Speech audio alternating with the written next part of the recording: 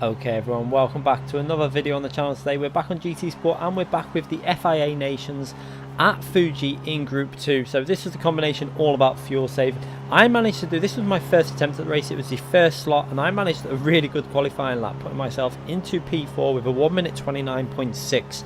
Now there was potential to beat that as well, so I was actually quite happy with the lap, putting myself all the way up into P4 in a grid as stacked as this, obviously a top split lobby, best drivers on the game in Europe, and we did a good job in qualifying. I did quite a nice lap. There was a few, I think there was a few errors early on in the lap, but the last sector I quite hooked it together and put myself quite high up on the grid as we go through the grid, and you can see just how stacked this lobby is. The fact that we've got drivers of the caliber of Williams Giorgio in P11 there, it just shows you how competitive these top split lobbies are at the moment. Matthew 79, another very fast driver in P12, all the way through the grid, all the way to the back of the grid, pretty much the best drivers on the game. And it really shows you that how important qualifying is. If you can just hook that one lap up, it just puts you in such a better position for the race. However, for this race we were having massive connection issues. The internet needed resetting, but I only realized once we were in the lobby, so we couldn't obviously exit the lobby and go out because we'd lose a lot of DR. I wanted to make sure I stayed in the top split lobby throughout the night, so we were in a bit of a situation where we had to do this race with a connection that was, I think it was on 1 bar and sometimes 2 bar if it improved a bit, but the majority of the race it was on 1 bar. So we were going to have to be very careful because cars would look like they were lagging everywhere. It wasn't their connection, this was my own connection, and we did sort it out for the Red Bull race, as you would have seen yesterday when we uploaded that video.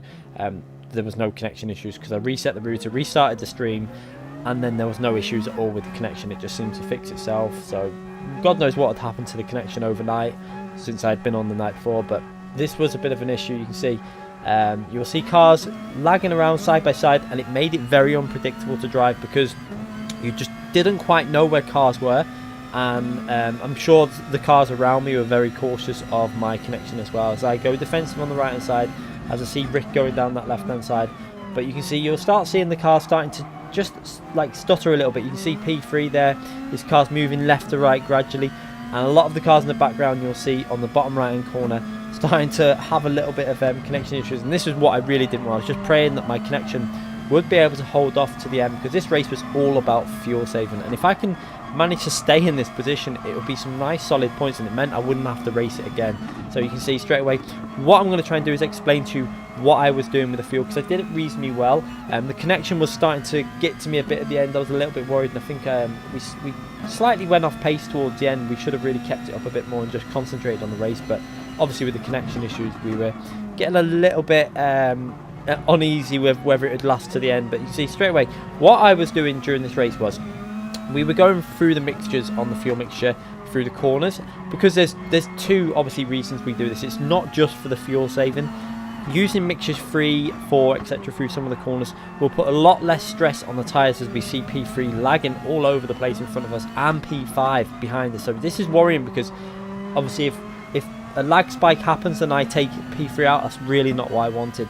And also if it happens and P5 just runs into the back of me, it can happen that way, and you can become the one who comes off a lot worse. But yeah, going down the straight, what you'll see now as we go over the finishing line, I pretty much put my fuel mixture all the way to the leanest setting on 6, because that really saves a lot of fuel. Because we're in the slipstream, we're not losing anything out on top speed, so we're still hitting 182 because we've got the slipstream draft, but we're saving a lot of fuel because we've got the weakest setting on. It's a tactic a lot of people do use on the straights. Even when you're not in a slipstream, you can do it, and it will save you a lot without losing you too much time. Through this section, what I was doing was going to level 3 on the mixture. I found that level 3 was good enough to carry reasonable speed through the fast corner, but it was just good enough also to bite the car into the apex and to help the tyre wear. It really did preserve them front tyres without putting too much load, too much pressure on them from the rears with the power from the rear. It saves all the tyres all the way around. Another thing, because it was a no-stop race, the GTR does use a lot more front tyre wear. So what I did for this, I went all the way 5 to the rear brake bias. As you see, the lag was really getting to a bit of an issue at this point. I could not tell what was going on in front of me, but yeah, we use 5 to the rear bias. Now the reason for that is because brake bias affects your tyre wear quite massively on GT Sport, especially now with the excessive rates that they're putting in these races, you know, times 17, times 16, times 19 for the next round at Brands Hatch, and times 25 for the Nations race. So you really do need to be cautious with your brake bias, and the best way I can say to do that is do some laps, look at your tyre wear, see where the wear is gauging. If your fronts are wearing out faster, go a bit more rear bias. Keep doing that until you get to the point where the tyres are wearing as even as you can get them. And if it's quite a loose car with like a rear, an MR car, you want the fronts to wear a little bit faster than the rears, really, because you want more stability at the rear. The front will have the grip anyway, and vice versa for rear wheel drive, obviously. So you can see now what we did. You can see the brake bias at the moment, obviously it's set to the rear. You can't see it on the screen, but you can see it on the stream, I think, if you go back to the stream when we stream this live. But you'll see the tyres are wearing fairly even, and they're not really taking much life out of them yet, because I'm really driving it cautious. Because we're doing a lot of fuel saving, the car's not really going around the laps as fast as it could be. We're doing okay laps at the moment. In the practice race with TRL Lightning, before I joined this lobby, we did one earlier on in the day. We were doing 1:31 for the first few laps, but I did change how I was doing my fuel saving. You can see there we went through on a personal best sector, so there definitely was potential to get into the 31s again.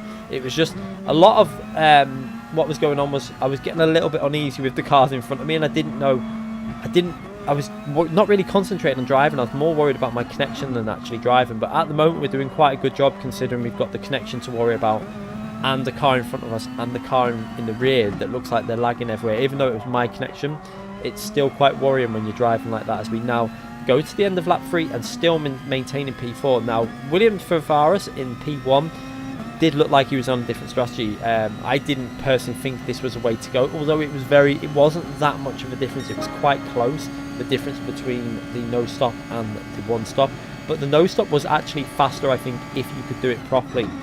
But Favaris obviously decided he didn't want to do none of this fuel saving. He wanted to drive reasonably aggressive. What I think he was doing was driving with fuel saving as well. So he was trying to build up a little bit of a lead, so that if he does fuel saving, he can go in the pits, change his tyres, not have to put too much fuel in, probably enough so he can drive aggressive on the next stint.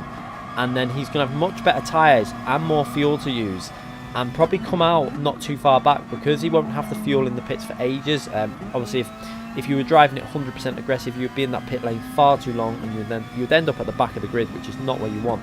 But if you can do enough fuel saving during the first stint and pit, you will come out mid around like P8, P10, maybe something like that, maybe 11 or something, and then you can just use the fuel and the extra tyre grip to just breeze past people, because it wouldn't be any effort really to overtake drivers that are fuel saving with worn tyres when you've got fresh rubber on your car and more fuel to burn. So that's why he was doing that strategy. As you see there, we're actually starting to close up to TRL Org at this point. You can see we managed to improve our lap on lap 3, started to get into a bit of a rhythm, and one of the reasons was because Rick was actually dropping a bit behind us now, so I could kind of at this phase not worry about getting hit from behind, although the connection was, I think at this point, was at 2 bar, so I started to feel a little bit more confident possibly that we might make it to the end of the race. And I was obviously getting a little bit worried as we again improve our lap and go over with another better lap. So this shows you that we definitely had the potential to go into the 31s early on, but I was just trying to really eke these tyres out and try and be very cautious with the fuel, trying to keep the fuel in the range that I needed. And one thing at Fuji that you will notice is, obviously, it will say that you are under fuel to the end of the race, but as you go down, obviously, and as the fuel burns, because you use less fuel every lap, you start using a little bit less fuel as the car gets lighter, because it becomes more economical. You will notice that the lap gauge will start equaling out to what you want it to do. So you might think that you need to do more fuel saving than you actually do. So say we had 7 laps to go, it might say we've got 6.5 laps of fuel. Now that is probably correct, and you can just carry on driving the way you are, and it will equal itself out pretty much perfectly by the end of the race. And that's one thing you do need to bear in mind when you're in these fuel saving races, as at the moment I'm doing quite a good job, and I was actually quite impressed so far, because fuel saving isn't normally my massive strength. I'm not terrible at it, I'm not the best. You know, there's drivers like TRL Lightning do a lot more lifting, coasting, but I'm trying to do some of that as well. And what we're doing as well is we're doing something that Lightning and someone else mentioned about braking to save the tyres. There's a way you can brake on this game that really does help the tyre wear when you brake about 80% rather than the full 100%, and it really does help the tyre life. And also, if you're not putting 100% braking into the car, your fuel economy is going to be getting better, because you're not having to like get heavy on the brakes, then accelerating harder. You're being gentle on the brakes and then gently out the corner on the throttle, and it just helps save your fuel mixture all the way through the races. Rick there got a massive slipstream down the straight, maybe went a little bit more aggressive on the fuel mixture for a few corners or something, because he might have gained quite a lot down that straight, but I managed to hold him off there and still going through with blue sectors there. So the pace is still in the car, and this is what you wanted to do with this strategy. You needed to maintain the pace from the start to the very end. You needed to try your hardest to keep the pace there. We're starting to lose a little bit of ground on P3. Looks like he's starting to put a bit of pressure on the P2. I think we might have possibly made a little bit of an error on that last lap, which gave Rick the ability to catch up, and we lost P3 also, as what might not have been a perfect lap, as we now come through to the very tricky technical section where I was putting the mixture into level 3 for this section here. There was no need to have it on 1 or 2 because you might gain a tiny bit on acceleration, but it's not going to be worth the extra fuel you use. So level 3 mixture through this section, trying to short shift as well. Still, you'll see the shifting, very important to keep your short shifting as well. There's no point putting it to level 2 or 3 and then revving everything out of the car, because you're still going to use quite a lot of fuel. You still need to short shift as we come through to the final corner, ensuring that I take quite a tight line to the apex so that I can get on the power. And I found if you went wide through there, you kind of like cause the car to really lose a lot of time. You lose like 3-4 tenths if you run a wide line. And Tavares goes in the pits there with 37% left on his fuel. We've got about just on the 50%, so that shows you that he has been doing fuel saving. He's only used possibly about 10% more fuel, something like that, as we were just on the 50%, and he was quite a bit further up, so he was doing the fuel saving, and he's now going to have 5 laps on them tyres to go.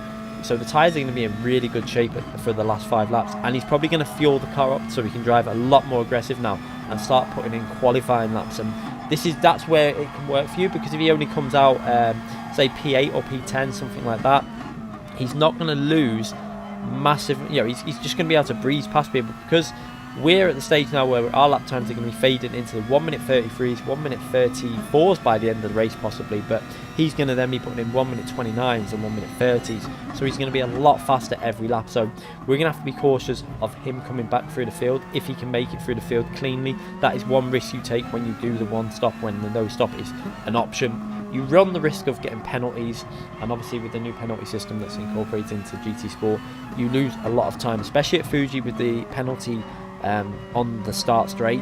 It's right when you're getting your momentum going and it bogs you back down, and then you lose probably double the penalty time. So it's something you have to bear in mind when you're going for that strategy. As we now come to the end of lap 7 with just a few laps to go, and you can see starting to fade off a little bit now. We're losing a bit of time to P2, and we've increased the gap though over P4. We've got a comfortable gap to P4, and now it was just about maintaining this pace, although the connection went really low at this phase. I think now for the last 3-4 laps our connection really faded off. You can see the lap times are quite consistent at the moment, but what you're going to see is our connection went really iffy on the last few laps. You can see the cars up ahead lag spiking a bit then, and I think my concentration started to just more concentrate on the connection than I did actually the racing. If you go to the live stream, you will see that I was really worried about the connection, and I think my pace dropped off a bit, but I kind of could afford to, because I had the gap behind.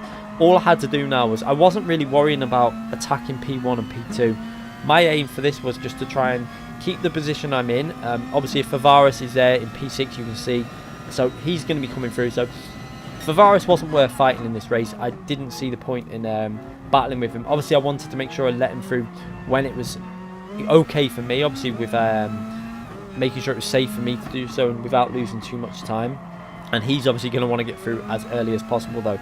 As you see P1 and P2 starting to battle him, but you can see that they look to me like they're hitting each other with the lag. So it was a little bit it was an issue that was worrying my mind during the race. I was thinking if I disconnect in this, I'll be a little bit gutted, because we're in quite a good position, and for me, first race of the day, to get a good result would be quite nice, and we can move on to obviously the Red Bull Ring, which we moved on to, and you saw the race yesterday as we go down the start straight to start another lap.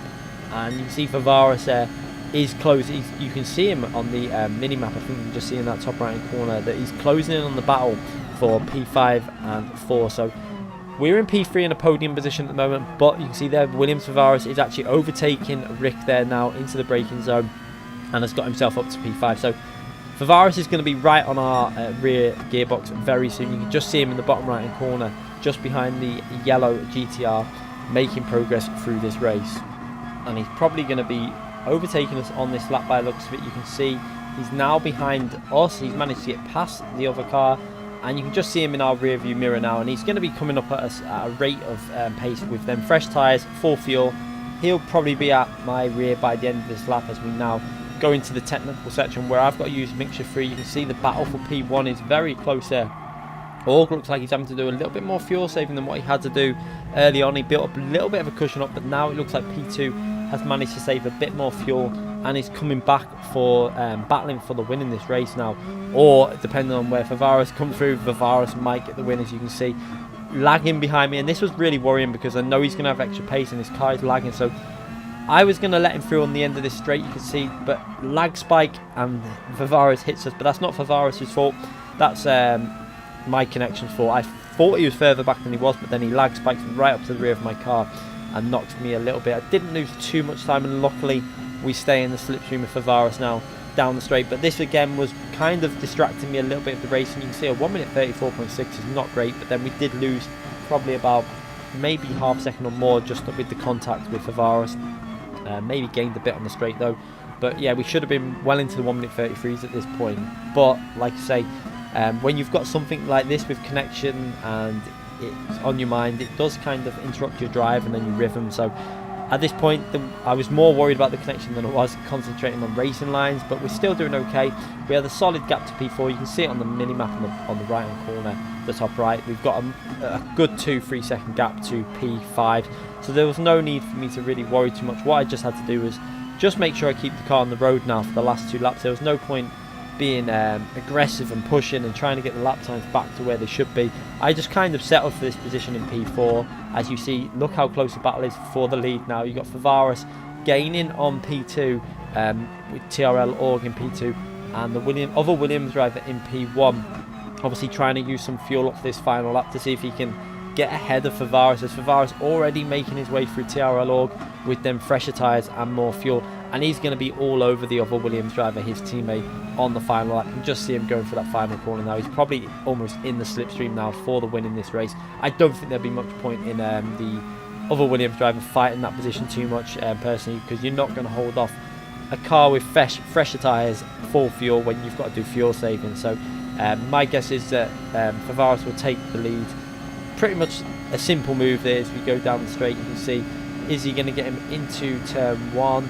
He's not done it there. He's not quite caught him up yet at that stage. It looks like the other Williams driver had managed to save up enough fuel to drive that flat out, as we're now in just total relaxation mode now, trying not to push it too much. We're just more worried about the connection. You can see I had the fuel to go to the end. I was not worrying about fuel. I think it was dead on 1 lap of fuel, so I knew I could drive it exactly how I've been driving it throughout the other laps, and you can see the gap in the top right hand corner. We've still got a solid gap to P5, so if I can bring this home in P4, it'll be some nice solid points in the Nations. Obviously, these Nations races are the hardest races to really pick up good results, because everyone's in the car that they choose. So in top split, everyone's going to be in an equal car. There's no like car benefits that people get. This is all about your own speed. So to finish P4 was actually quite nice, but this is a combination I do like. Fuji in Group 2, I do, especially in the GTR. The GTR, I tend to be quite strong driving the GTR around this track. I do like driving the NSX, although I'm actually better with the GTR around this track. I don't know why I always use the NSX when it comes to the race. I really should just use the GTR now that I know how to, with the brake bias and stuff like that. It's definitely the better car for me to use. It suits my driving a lot more. And if we go back to Catalunya as well, in the previous races, we now come to the final straight. We also did a really good qualifying in Catalunya in Group 2. It was a P5, I think, with this car as well. So this car definitely does suit myself as we go over the line with a very, very solid P4 and some nice haul of points to put into our Nations Championship. You can see there, Favaris did get the lead in the race. Org finished in P3, Rick in P5. So a solid position amongst some of the best drivers on the game. As we now have a little look at the points that we picked up. We pick up just over 2,500 points, and that puts me into P6 in the regional rankings. So for the UK, we're P6 at the moment, which isn't too bad. We can improve some of the points. So you can see our final round in the first stage wasn't brilliant. We we picked up okay points, but it was a really tough race. So we're not in. We can improve our score overall as we go through the season. Hopefully, we can pick up some other big scores in the nations and put ourselves a little bit higher up in that UK chart, in the top 10, maybe into the top 5. That would be a nice. Obviously, I'm not really expecting to get in the top 3 or so. There's some very fast drivers picking up 3k points. If I can just get myself in the top 5, I'll be really happy with that. Anyway, I hope you enjoyed that video. It was a little bit different to the Red Bull Ring race. It was all about tactics and strategy of fuel saving, short shifting and stuff. But we managed to pick up a good P4. So some solid points there. Thanks again for watching, everyone. Make sure you give the video a thumbs up if you enjoyed it. And make sure you subscribe to the channel for more videos. Thanks again for watching, everyone.